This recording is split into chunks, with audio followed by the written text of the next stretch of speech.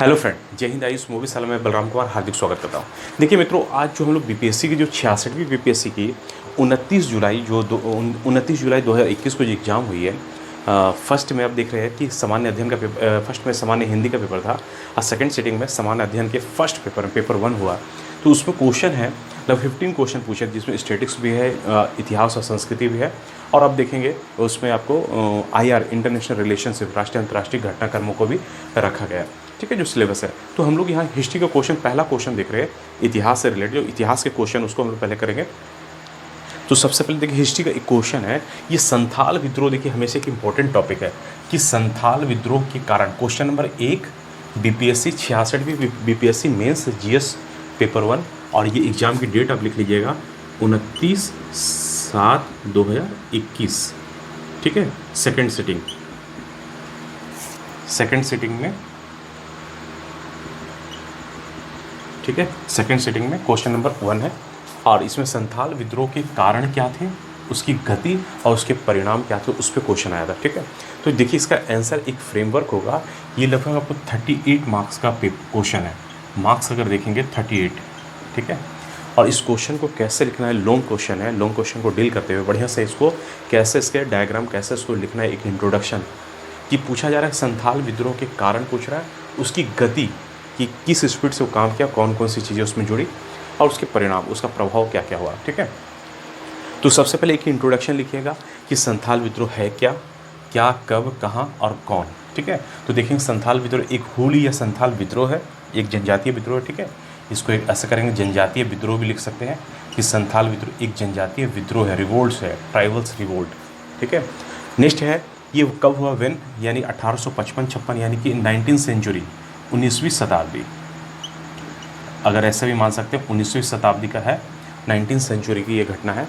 और ये इसमें कहाँ पर, और आप जानते हैं दामने को एक जगह है या संथाल परगना जिसको बोलते हैं, जो आप भागलपुर बिहार में पड़ता है वर्तमान में उस समय, और राजमहल जो है झारखंड के छोटा नागपुर वाले बेल्ट में पड़ता है।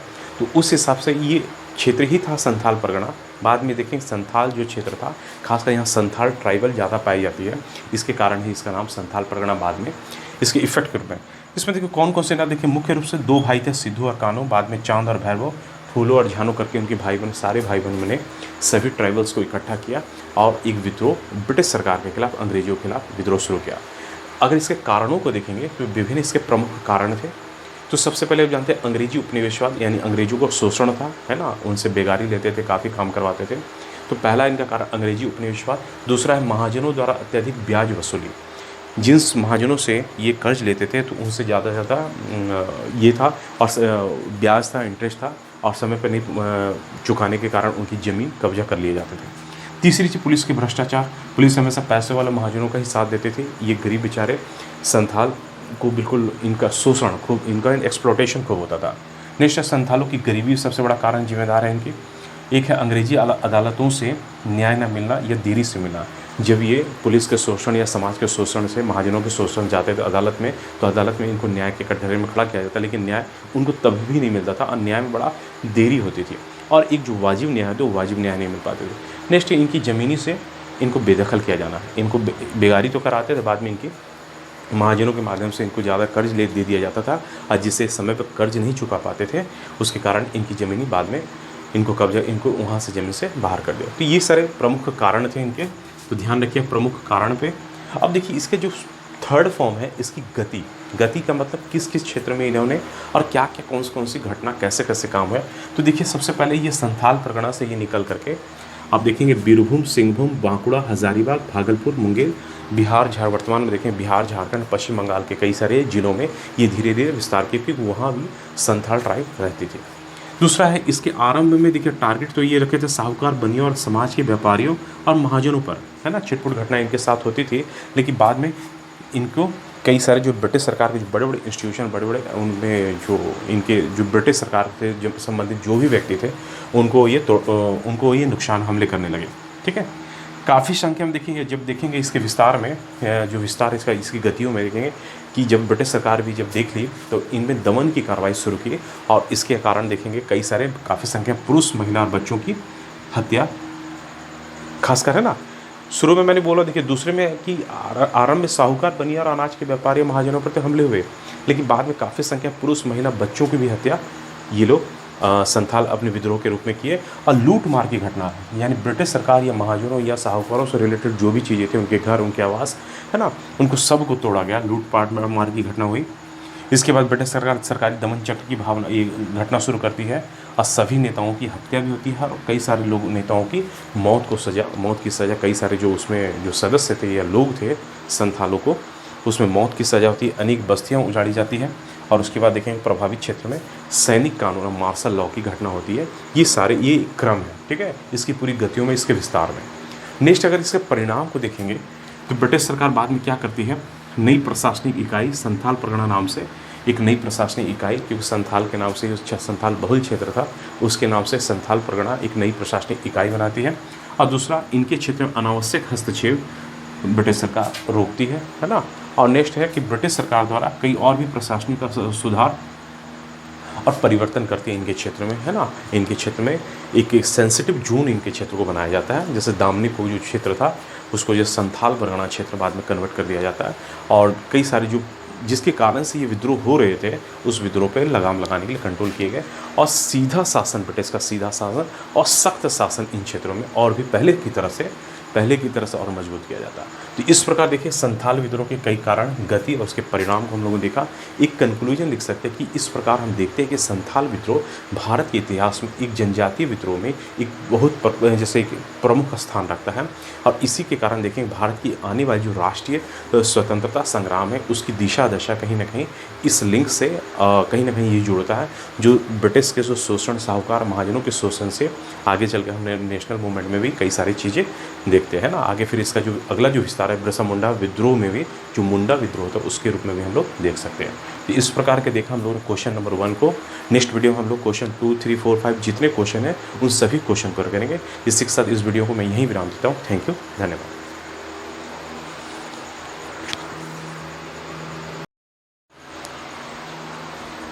हेलो फ्रेंड, जय हिंद। IAS मूवी शाला में आपका हार्दिक स्वागत करता हूं। मित्रों देखिए, आज जो BPSC जो 29 जुलाई 2021 को जो परीक्षा हुई सेकंड सेटिंग हुई जनरल स्टडी का, तो जनरल स्टडी में लास्ट वीडियो में हम लोग क्वेश्चन 1 को देखे थे। अब मैं लेके आया हूँ क्वेश्चन 2, यानी पेपर 1 GS का जो पेपर 1 है 66वीं BPSC मेंस। जो डेट था वो 29 जुलाई, ध्यान रखिएगा 29 जुलाई 2021, और 38 नंबर का एक पेपर था 38 मार्क्स का।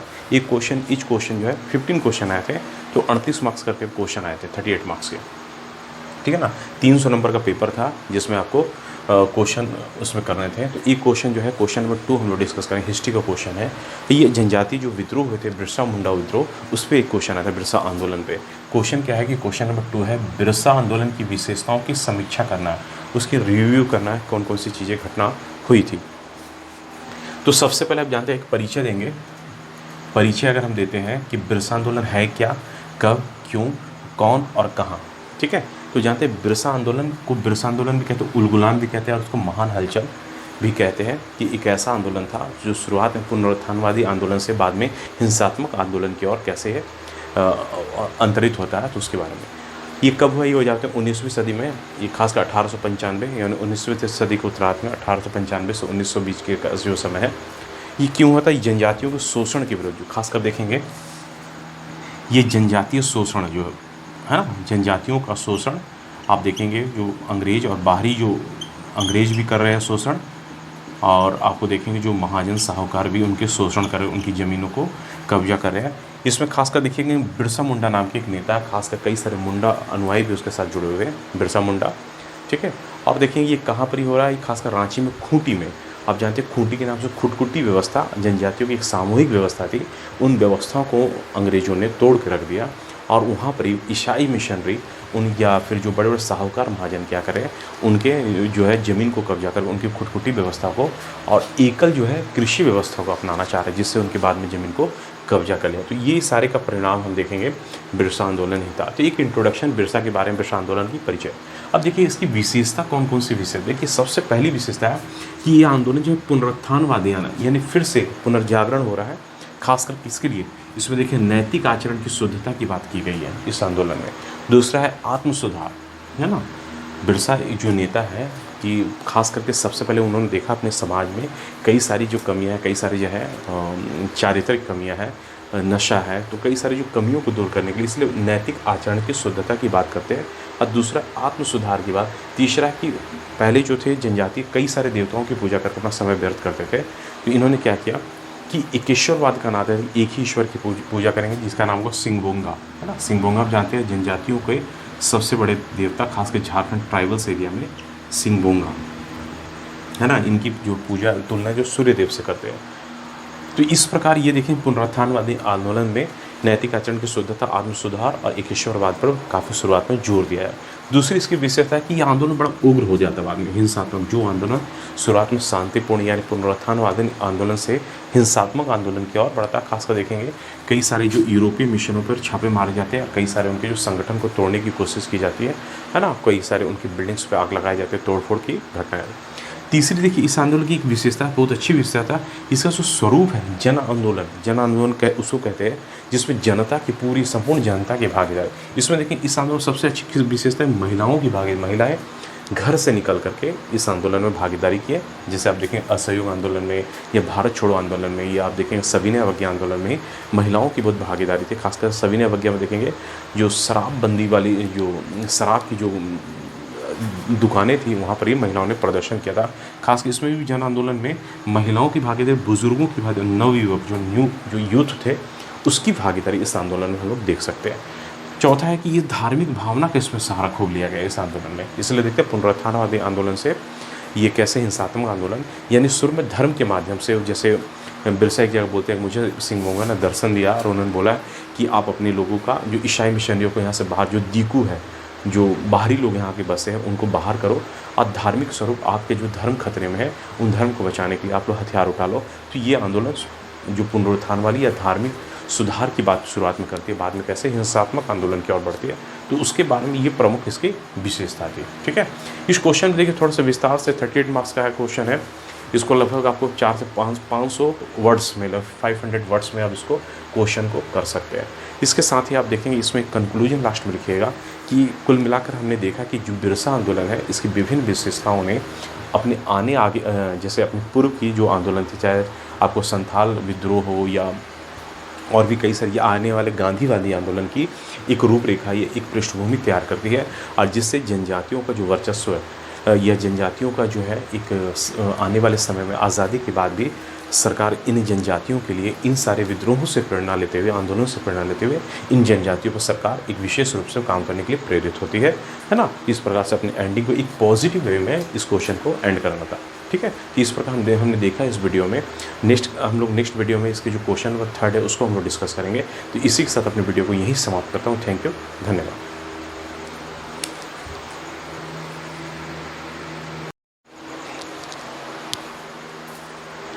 हेलो फ्रेंड, जय हिंद। आइस मूवी सलाम है, बलराम कुमार आपका हार्दिक स्वागत करता हूँ मित्रों। देखिए मित्रों, जो क्लास है हम लोग की 66वीं बीपीएससी में हम लोग क्वेश्चन सॉल्व कर रहे हैं। लास्ट वीडियो में आप लोगों ने देखा क्वेश्चन नंबर 1, क्वेश्चन नंबर 2, आज है क्वेश्चन नंबर 3, है ना। जो आप देखेंगे 29 जुलाई 2021 का जो पेपर हुआ है 66वीं बीपीएससी मेंस मुख्य परीक्षा का, जिसमें क्वेश्चन नंबर 3 है चंपारण सत्याग्रह का क्वेश्चन पूछा गया था।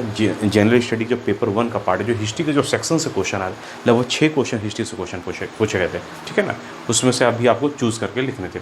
तो 38 मार्क्स का पेपर था। तो क्वेश्चन हम लोग देख रहे हैं, क्वेश्चन नंबर 3 है, और उस क्वेश्चन में क्या है कि चंपारण सत्याग्रह स्वाधीनता संघर्ष का एक निर्णायक मोड़ है। निर्णायक मोड़ मतलब अपने पहले वाले आंदोलन से और अपने आने वाले आंदोलन से, जैसे आने वाले आंदोलन जैसे असहयोग आंदोलन हो गया या सविनय अवज्ञा हो गया या फिर भारत छोड़ो आंदोलन, जो भी आंदोलन भारत में होने वाले उसका एक निर्णायक, एक टर्निंग पॉइंट है, उसको स्पष्ट करना। एक कोटेशन है, स्टेटमेंट है। तो सबसे पहले परिचय देना है क्या कि चंपारण सत्याग्रह है, ये चंपारण सत्याग्रह। ठीक है, और ये कब हो रहा है जानते हो? 1917 में। कहाँ पर ही हो रहा है? ये चंपारण जो है बिहार में पड़ता है, जो वर्तमान में जो जिसको हम लोग मोतिहारी, बिहार में जो मोतिहारी कहते हैं, चंपारण में है। चंपारण जो है बिहार में है, वहाँ पर ये आंदोलन है। ठीक है, ये क्यों हो रहा है जानते हैं? नील जो मालिक है वहाँ पर, नील व्यापारी जो किसानों से 3 कठिया पद्धति के माध्यम से जो खेती करवा रहे हैं, शोषण करवा रहे हैं, है ना। 3 कठिया पद्धति, अब जानते हैं क्यों हो रहा है? 3 कठिया पद्धति के कारण, 3 कठिया पद्धति जो है नील उत्पादन, जो 3 कठिया पद्धति का जो संबंध है, इन नील व्यापारियों के नील उत्पादन से है। ठीक है, आप जानते हैं नील उत्पादन से जो भूमि है वो बंजर हो जाती है केमिकल के कारण, इसलिए उसको कंट्रोल करने के लिए ऐसा किया जा रहा है। और इसमें देखिए कौन है सबसे बड़े जो नेता, मुख्य नेता है गांधी जी है, महात्मा गांधी, जो अपने सत्याग्रह, भारत में पहला सत्याग्रह, और इनके साथ राजेंद्र प्रसाद भी है, कई सारे और भी नेता, अनुग्रह नारायण सिंह है, जे बी कृपलानी है, गांधी जी, राजेंद्र प्रसाद, ठीक है, जे बी कृपलानी है, इस तरह कई सारे नेता इसमें आपको देखेंगे, इसमें मिलेंगे, ठीक है। नेक्स्ट क्या है क्वेश्चन है, इसमें आंसर आप लिख सकते हैं निर्णायक मोड में। तो एक इंट्रोडक्शन आपने इसमें पूरे लिखा। अब देखिए निर्णायक मोड कहाँ पर ये निर्णायक मोड है उसको हम लोग देखेंगे। तो सबसे पहला देखिए इसकी निर्णायक मोड में अगर बात करें, थोड़ी सी विशेषता भी हो जाएगी इस आंदोलन की कि गांधी जी का ये नेतृत्व का पहला जन आंदोलन है ना, इसलिए निर्णायक मोड है कि गांधी जी आने वाले अपने आंदोलन में इसी तरीकों को, जो सत्याग्रह और अहिंसा के रूपों को आने वाले अपने आंदोलन में उपयोग करेंगे। जैसे असहयोग आंदोलन है, नमक सत्याग्रह है जिसको सविनय अवज्ञा बोलते हैं 1930 का, या 1942 का आपको भारत छोड़ो आंदोलन। तो ये गांधी जी का पहला जन आंदोलन जिसमें पूरी जनता की भागीदारी होगी, इसलिए उसको जन आंदोलन कहा गया। दूसरा है ये पहली बार भारत में सत्याग्रह और अहिंसा का प्रयोग यहाँ किया जाए। गांधी जो साउथ अफ्रीका में जब आंदोलन करते हैं, वहाँ से जब भारत आते हैं 1915 में, तो पहली बार इस आंदोलन में चंपारण के किसान जो है राजकुमार शुक्ल ने, जानते हैं 1916 के लखनऊ अधिवेशन में उनको इन्वाइट किया था। तो पहली बार इनको क्या है सत्याग्रह अहिंसा का इस आंदोलन उपयोग किया है। तीसरा है कि इसी आंदोलन के माध्यम से पहली बार किसानों की समस्याओं को एक संगठित रूप से उठाया जाता है। फिर अपने आने वाले कई सारे आंदोलन किसानों पे स्पेशली फोकस करके दिखाया जाएगा। चौथा है कि कांग्रेस का जो मध्यम वर्गीय जो स्वरूप था पहले, कि कांग्रेस में सिर्फ बड़े बड़े वकील, बैरिस्टर या डॉक्टर या व्यापारी या पत्रकार लोग ही जुड़े थे, इसके माध्यम से कांग्रेस का जो पूरा राजनीतिक संगठन चेंज हो जाता है, बदल करके एक जन संगठन के रूप में। ये जो मेन जनता, जैसे किसान उसमें नहीं थे, मजदूर नहीं थे, छात्र नहीं थे, महिलाएं नहीं थी, उसमें उनकी भागीदारी बढ़ती है। नेक्स्ट क्या है कि पांचवी चीज़ में कि ग्रामीण लोगों के कल्याण से जुड़े कार्यों को इसमें जोड़ा जाता है। पहली बार देखेंगे इसी चंपारण सत्याग्रह के माध्यम से, जो गाँव में चंपारण तो हुए थी, लेकिन उसके बाद जो ग्रामीण कल्याण है, जिसमें देखेंगे देसी स्कूल खोलना, गांव के विकास के लिए कई सारे काम को एक उजागर किया गया पूरे देश के सामने, है ना। छठी चीज़ है कि नेतृत्व क्षमता को और भी मजबूत करने की बात यहाँ की गई। जैसे नेतृत्व क्षमता पहले बहुत सीमित लीडर होते थे, जैसे इसमें देखेंगे राजेंद्र प्रसाद है, अनुग्रह नारायण सिंह है, जे बी कृपलानी जैसे नेता गांधी जी के साथ। फिर आने वाले आंदोलन में कई सारे कांग्रेस अधिवेशन में भी इनकी भागीदारी बढ़ेगी, और एक जो है आंदोलन का जो स्वरूप है उसका विस्तार और मजबूत होगा और बढ़ेगा, है ना। तो इस प्रकार एक निर्णायक मोड़ है, ये एक टर्निंग पॉइंट है आने वाले आंदोलन के लिए, देश की आज़ादी तक 1947 तक। तो इस प्रकार से इस क्वेश्चन को हम लोगों ने देखा, इसका एक फ्रेमवर्क देखा, एक लास्ट में कंक्लूजन से देख सकते हैं कि इस प्रकार कुल मिला के स्पष्ट होता है कि चंपारण सत्याग्रह जो है अपने क्या है स्वाधीनता संघर्ष का एक निर्णायक मोड़ है, और अपने आने वाले आंदोलन की दिशा और दशा दोनों परिवर्तित करती है, जिससे हमें आज़ादी तक के, या फिर भी आज भी हम चंपारण सत्याग्रह की कई सारी जो सत्याग्रह और अहिंसा है, गांधी के साथ कई सारी चीज़ें आज भी हम कई सारे जन आंदोलन में गांधी की प्रासंगिकता को भी देख सकते हैं। इस प्रकार से अपने क्वेश्चन को यहीं एंड करते हैं, है ना। नेक्स्ट क्लास में फिर नेक्स्ट नए वीडियो के साथ आपको जो क्वेश्चन नंबर 4 है उसको फिर हम लोग डिस्कस करेंगे। इसी साथ मैं आपसे इजाज़त चाहता हूँ। थैंक यू, धन्यवाद।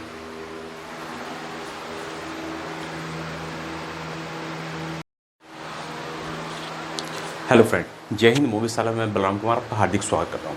देखिए मित्रों, आज हम लोग फिर जो क्वेश्चन है, क्वेश्चन नंबर 4 है 66वीं बीपीएससी जो मुख्य परीक्षा चल रही है।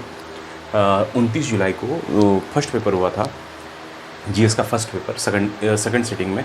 तो उसमें पहला पेपर में कुछ क्वेश्चन आए थे, हम लोगों ने लास्ट वीडियो में 3 क्वेश्चन सॉल्व किया था। ये चौथा क्वेश्चन है, खासकर हिस्ट्री का, इतिहास और संस्कृति से जो सवाल आए थे उस पर क्वेश्चन हम लोग डिस्कस करें। देखिए, एक नेहरू की विचारधारा पे क्वेश्चन आए थे। एक क्वेश्चन नंबर 4 है सांप्रदायिकता यानी कम्युनलिज्म, है ना, और धर्मनिरपेक्षता यानी सेकुलरिज्म।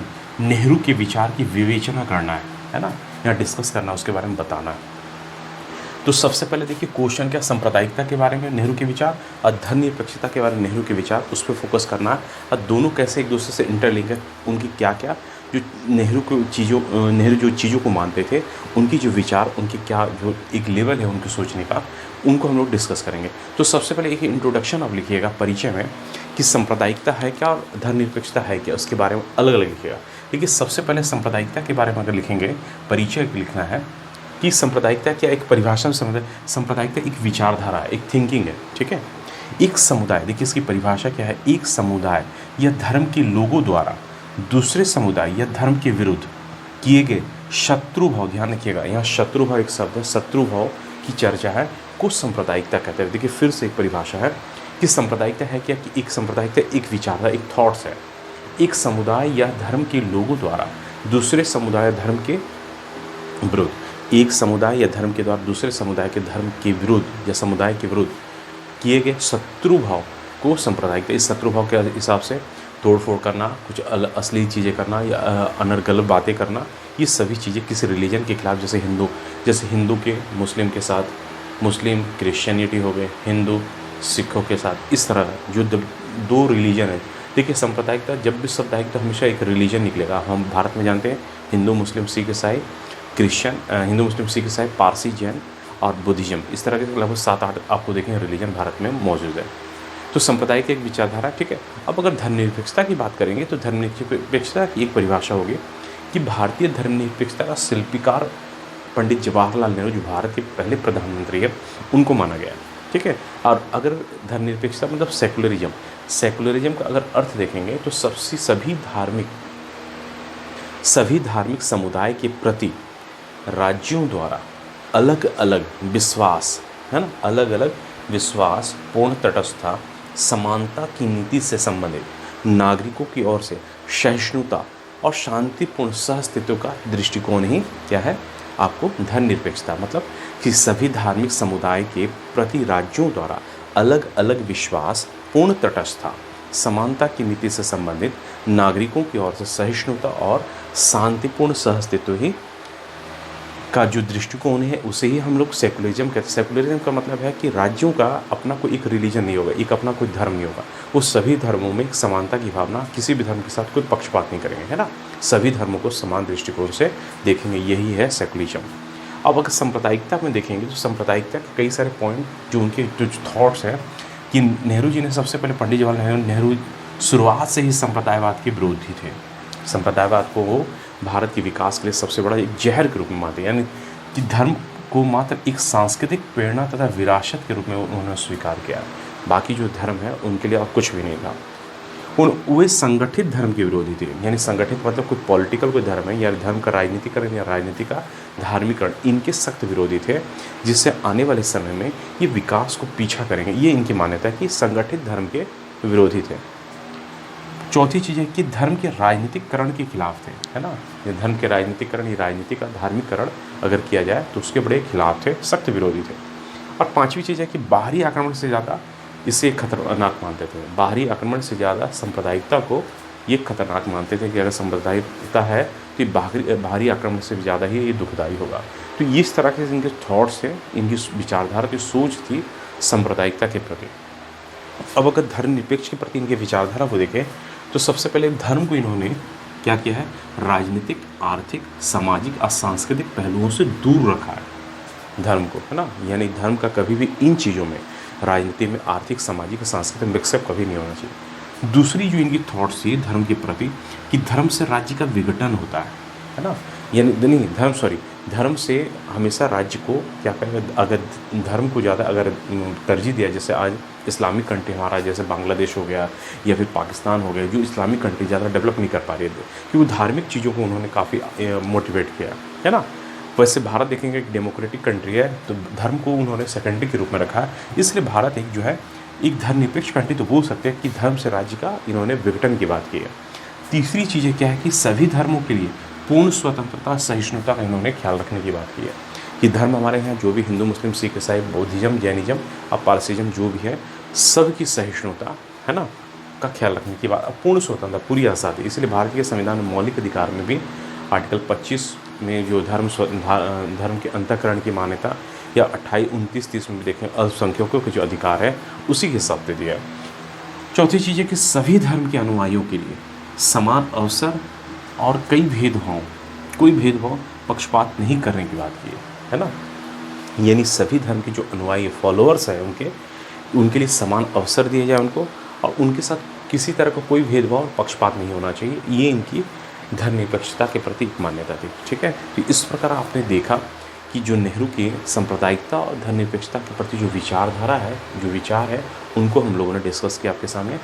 एक इनका कंक्लूजन लिख सकते हैं कि सांप्रदायिकता, इस प्रकार हमने देखा कि नेहरू, पंडित जवाहरलाल नेहरू के जी के सांप्रदायिकता धर्मनिरपेक्षता की जो विचारधारा है, ये तत्कालीन समय के लिए बहुत आवश्यक थी और इससे ही आगे में भारत में कई सारे विकास, क्योंकि भारत हमारा जो है एक बहुल जो है अनेकता में एकता में अनेकता से एकता में विश्वास रखता है। भारत में कई सारी जातीय भाषा धर्म वाले लोग हैं, इनको एक सही प्लेटफॉर्म में लाने के लिए, इनको विकास की धारा से लाने के लिए, है ना, ये नेहरू जी की जो सांप्रदायिकता विचारधारा बहुत ज़्यादा इंपॉर्टेंस है। आज भी हम देखते हैं अगर सांप्रदायिकता विचार धर्मनिरपेक्षता की चीज़ों को अगर हम फॉलो करते हैं तो भारत की जो है विकास में, भारत में कभी इन चीज़ों के प्रति किसी तरह का भेदभाव और किसी तरह पक्षपात नहीं हो सकता।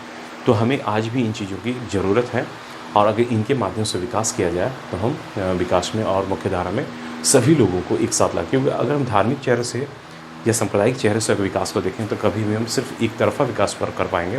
लेकिन भारत जो है एक डेमोक्रेटिक कंट्री है जहाँ सभी धर्म जाति का एक बोलबाला है ना, तो उनको अगर विकास के मुख्यतः सभी को जोड़ना है और आज मोदी जी भी यही करें कि सबका साथ सबका विकास, तो कहीं ना कहीं ये नेहरू की सांप्रदायिकता धर्मनिरपेक्षता की छवि वहाँ भी झलकती है। इस प्रकार से अपने क्वेश्चन को आप एंड कर सकते। देखिए 38 मार्क्स का क्वेश्चन था, 29 जुलाई का जीएस का फर्स्ट पेपर में ये क्वेश्चन पूछा गया सेकंड सिटिंग में, ठीक है। अब नेक्स्ट क्लास में हम लोग नेक्स्ट नए फिर वीडियो में फिल्म देखेंगे। आप हमारी जो ऑनलाइन जो मूवीज वाला प्लेटफॉर्म है, जय हिंद IAS मूवीज वाला प्लेटफॉर्म से जुड़ सकते हैं और सभी क्लास के जो जितने क्वेश्चन डिस्कस हो रहे हैं उसमें आप सारे वीडियो पा सकते हैं। तो इसी के साथ अपनी वीडियो को यही समाप्त करता हूँ। थैंक यू, धन्यवाद।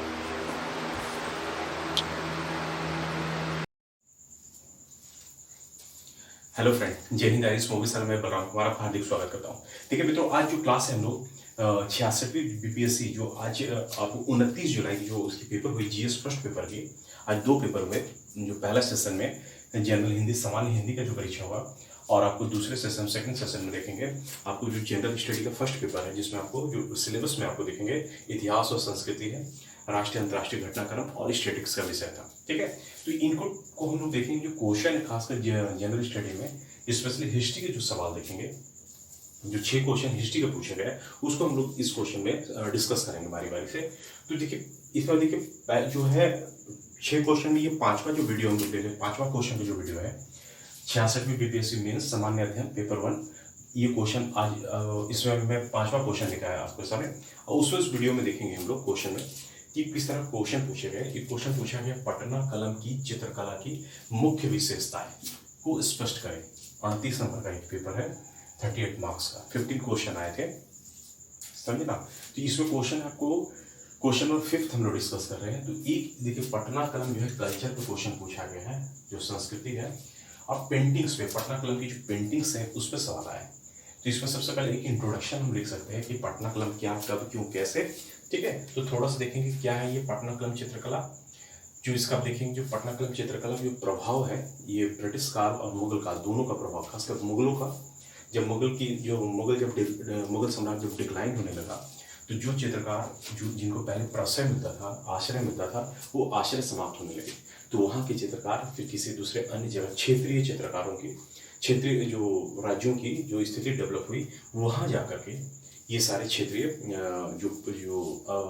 जितने चित्रकार थे उनको वहाँ प्रश्रय मिलने लगा।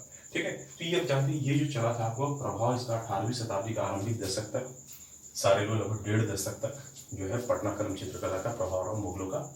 और इसमें मुगल साम्राज्य का जो स्पेशली जो पतन होता है, इसके बाद जो क्षेत्रीय रूप में विकास होता है उसी में पटना कलम चित्रकला की भी विकास धारा शुरू होती है और इसमें कलाकारों को क्षेत्रीय प्रश्रय मिलना शुरू होता है। ठीक है, तो उसी आधार पर पटना कलम चित्रकला की थोड़ा सा एक इंट्रोडक्शन, इस क्वेश्चन का फ्रेमवर्क कैसे हुआ, एक परिचय लिख दीजिए, 2 4 5 लाइन में। अब देखिए मेन क्वेश्चन का जो सेकंड ये जो है मेन फीचर्स पूछ रहा है कि मुख्य विशेषता है ना। तो आप जानते हैं कि सबसे पहली जो विशेषता है कि ये लघु चित्रों की श्रेणी में मिनिएचर, जिसको बोलते हैं मिनिएचर, छोटे छोटे पेंटिंग्स में बनाए गए थे, है ना। कोई पेंटिंग्स में इस तरह से बनाए गए थे। इसलिए ये इसकी जो फर्स्ट विशेषता है, जो पहली कैरेक्टरिस्टिक्स बोल सकते हैं हम कि ये पहली इसकी विशेषता है पटना कलम की, ये लघु चित्र है, छोटे छोटे चित्र बने गए। दूसरा इसके जो चित्र हैं कागज पर या हाथी दांत पर उकेरे गए, बनाए गए, प्रिंटेड किए गए, ठीक है, बनाए गए। तीसरी चीज है इसकी जो विषय है दैनिक जीवन के, खासकर विषय की बात करें, जो इस चित्रों का जो विषय है दैनिक जीवन के दृश्य, जन साधारण के जीवन का चित्रण, जैसे लकड़ी काटता बढ़ई, मछली बेचती औरत, लोहार सुनार, इक्का वाला, है ना, पालकी उठाए कहार, खेत जोता हुआ किसान और साधु सन्यासी आदि के चित्र इस पटना कलम चित्रकला में हम देख सकते हैं। नेक्स्ट इन चित्रों के अलावा में, इन दैनिक जीवन के अलावा पशु पक्षियों के चित्र और फूलों का चित्रण, है ना, जिसके खास इस चित्रों में पृष्ठभूमि बैकग्राउंड की जरूरत नहीं है, अगर बैकग्राउंड है तो कुछ जरूरत नहीं है, एक नॉर्मल पिक्चर बनाए जा सकते हैं। नेक्स्ट इसमें मनुष्यों की चित्रण, खासकर मानव जाति की जो चित्रण वो भी आप देखेंगे, जिसमें ऊंची नाक, भरी भवें, पतले चेहरे, गहरी आंखें, पुरुषों की घनी में, यानी काफी जो एक्सप्रेशन चेहरे का होता है उसको काफी बारीकी से इसको उकेरा गया चित्रों में, है ना, मिनिएचर चित्र में, यानी पटना कलम की चित्रकारी में। इसमें देखिए स्पेशल ब्रश का उपयोग होता है, खास करके इसमें ब्रश से ही सारी चीजें बनाई जाती है, ब्रश से ही पेंट किए जाते हैं। जैसे एक पेंसिल से होता है ना, एक आकार बना दे फिर उसमें कलर भरे, वैसा नहीं, सारी चीजें जो है ब्रश का ही उपयोग होता है, ठीक है, ऐसे करके ब्रश से ही सारे पेंट बनाए जाते हैं, ठीक। नेक्स्ट क्या है कि इसमें जो रंग है खासकर डार्क रंगों का उपयोग ज्यादा होता है, जैसे कि गहरा भूरा, गहरा लाल और गहरा नीला और थोड़ा सा हल्का पीले कलर का उपयोग ज्यादा किया जाता है इसमें, इस पेंटिंग्स में। और इसमें चित्रकारी की नेक्स्ट एक अच्छी और विशेषता है कि सजीवता और सामान्य जीवन को काफी एकदम अभिव्यक्ति की जगह एक्सप्रेस किया जाता है ना। इसमें देखिए कई सारे चित्रकार हैं, जैसे कि जो शुरुआती चित्रकार थे जो बड़ा नाम कमाए, सेवाराम, उसके बाद हुलासलाल, जयराम दास और शिवदयाल लाल जैसे चित्रकार बाद में जुड़े और अपने अपने समय के हिसाब से पटना कलम चित्रकारी को काफी डेवलप करने की कोशिश की। तो इस प्रकार आप देखें पटना कलम की चित्रकारी में एक इंट्रोडक्शन इसमें क्वेश्चन में होगा, और जो उसकी विशेषता है उन विशेषताओं को टू द पॉइंट आप लिख सकते हैं, जिससे ज़्यादा इफेक्टिव रहता है। बेसिक पेपरों में अगर टू द पॉइंट लिखते हैं, खासकर पीसेस के अधिकतर यहाँ पे डिमांड्स होती है, अगर टू द पॉइंट लिखते हैं तो चीज़ों को आप चाहे डायग्राम समझा के ये कैसे भी, लेकिन खासकर टू द पॉइंट अगर लिखे जाते हैं तो काफ़ी इसका एक प्रभावशाली होता है। तो इस प्रकार आपने देखा ये पटना कलम चित्रकला की मुख्य विशेषता। एक लास्ट में कंक्लूजन लिख सकते हैं 2-3 लाइनों को। इस प्रकार हम देखते हैं कि पटना कलम चित्रकारी, है ना, एक तत्कालीन समय को अभिव्यक्त करती है ना, तत्कालीन समाज की जानी, तत्कालीन संस्कृति की जानकारी इस चित्रकारी के माध्यम से, और उस खाली समय को इस पटना कलम चित्रकारी ने काफी भरने की कोशिश की है, जब बिल्कुल मुगल साम्राज्य पतन की ओर था और क्षेत्रीय राय उभर रहे थे, ठीक है। तो इस तरह जो समय, खाली समय को इस पटना कलम चित्रकारी ने एक संस्कृति के नए रूप में अभिव्यक्त करने की कोशिश की है, एक प्रयास था, ठीक है। तो इस प्रकार हमने देखा इस क्वेश्चन को, इस क्वेश्चन जो क्वेश्चन नंबर 5 है पटना कलम की चित्रकला पे पूछा गया। नेक्स्ट क्वेश्चन नेक्स्ट वीडियो में हम लोग फिर जो और भी क्वेश्चन बच रहे हैं उस क्वेश्चन को हम लोग डिस्कस करेंगे आपके सामने, है ना। तो इसी के साथ अपनी वीडियो को यही विराम देता हूँ। थैंक यू, धन्यवाद।